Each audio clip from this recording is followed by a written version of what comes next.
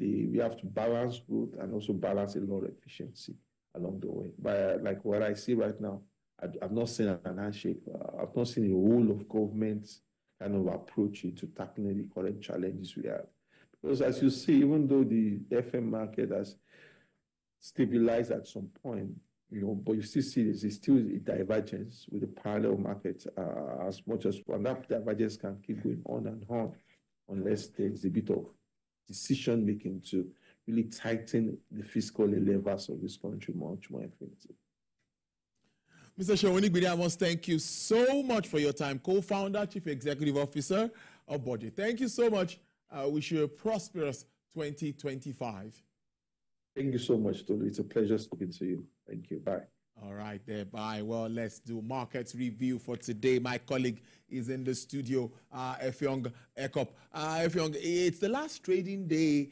No, not for the year. We still have a trading day for next week. Yes, okay, for the week. I think it's the last Friday trading day for the year. Now, and the market is in red. What is your overview of the performance of the market? Well, it's just a little shy of closing in the parallel of the side of only 0.03%. That's not deep enough.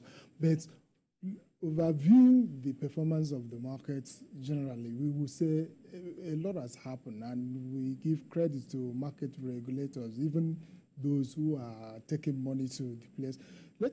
What we saw on Tuesday when we ended before Christmas was very impressive. The index was 0.82%, almost hitting full percentage somehow. And we found out that the top 5 gainers on that day, all of them were able to grab maximum 10%, in their performances. That's very, very great. Attention also went to the banking, then the telecoms and the oil and gas sectors. I think we've seen this year investors, despite the weakness of the economy, they have been able to, struggle all along, and they keep their heads very high. So the market, in a way, has performed above average, creditably.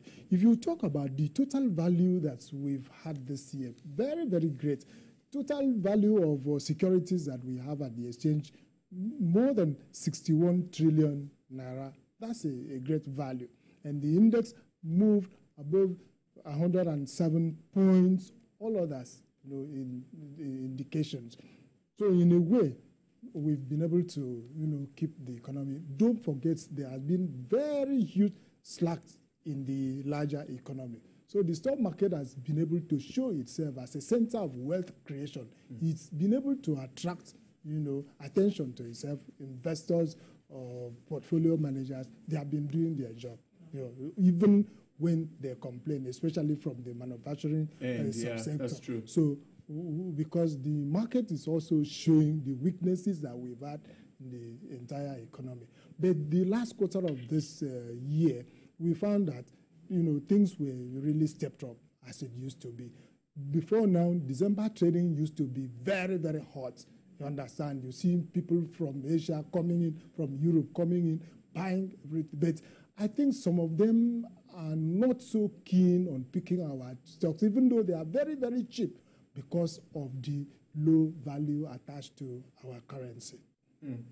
A lot of work needs to be done there. Certainly. Let's see the stability that we've seen this time. Maybe we could sustain it. Yes. So most of the job we expect to see from the angle of the function of the central bank in collaboration with the Minister of Finance. So with the synergy that will go between the two of them, let's hope that 2025, we keep our fingers crossed.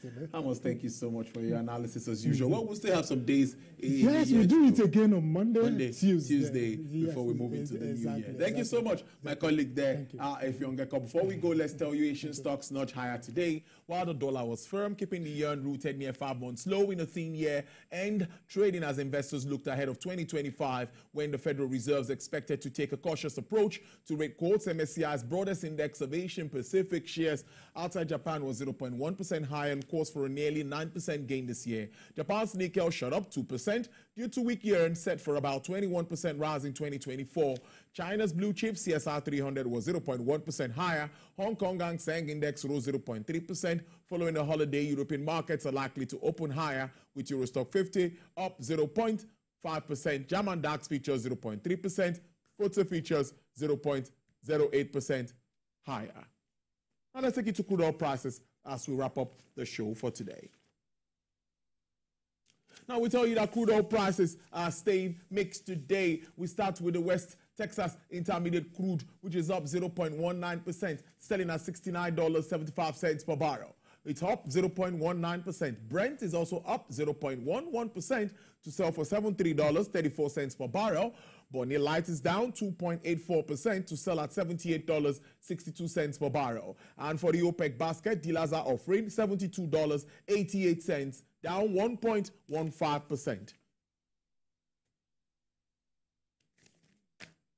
Well, indeed, that's Business Nigeria today. Thank you so much for being a part of it. Enjoy your weekend. Always get the cash. I'll see you on Monday.